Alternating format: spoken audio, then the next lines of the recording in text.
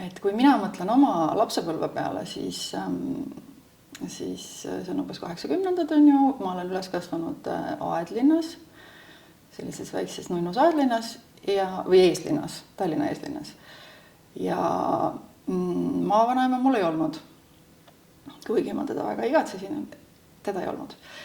Ja saabus suvi, kõik lapsed saadeti vanaema juurde.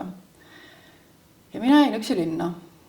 Ja nüüd, kui ma tõesti siia praegu jalutasin, siis ma mõtlesin, et aga et mida ma tegin seal, kui ma parasjagu ei lugenud raamatut, siis ma lihtsalt olin. Ja ma olin väga palju nagu oma fantaasiates ja oma peas.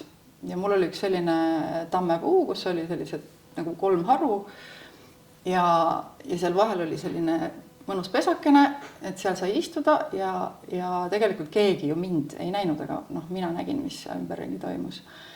Ja siis ma mõtlesin seal oma mõtteid või elasin nagu mingisugust elu, mida mul parasjagu ei olnud. Aga kujutasin ette, et minust, kui ma saan suureks, saab loomaarst ja selline loomaarst nagu doktor Tuulitli, kellel on oma loomaaed mul pidi kindlasti olema ja selline loomaarst, kellel tõesti kõikidel loomadel hakkab hea tema juures.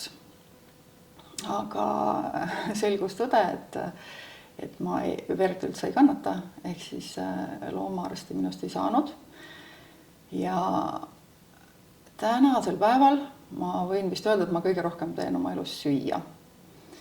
Ja võib-olla siis söögi tegemisega on ka seotud see lugu, mille ma tahaksin rääkida seoses oma lastega ja nende loodusesse meelitamisega.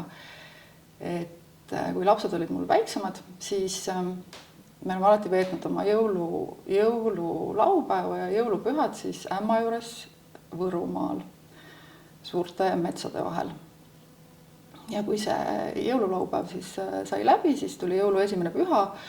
Ja kohe tahaks mina tahaks kohe hommikul, et lapsed läheks kohe õue. Aga toas on mõnus ja õue nad nii väga ei kippunud. Ja siis ma mõtlesin, et teeks siis lõkke.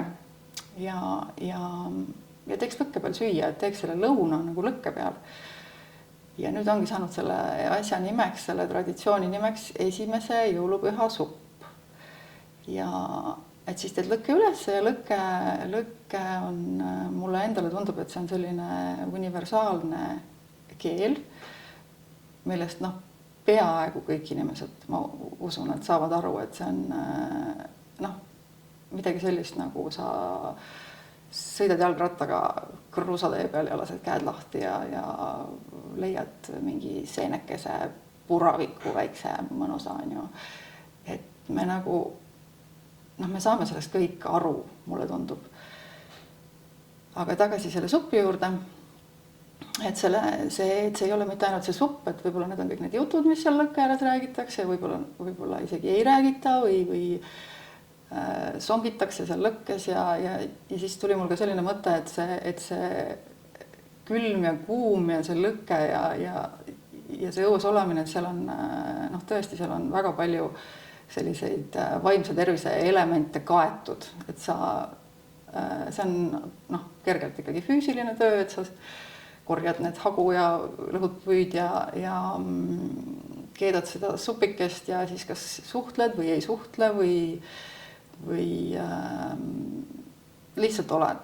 Ja see võtab päris palju aega seal lõkke ääres, mis on üldse, ma arvan, kõige mõnusam aeg perega koos veetmiseks, mulle tundub.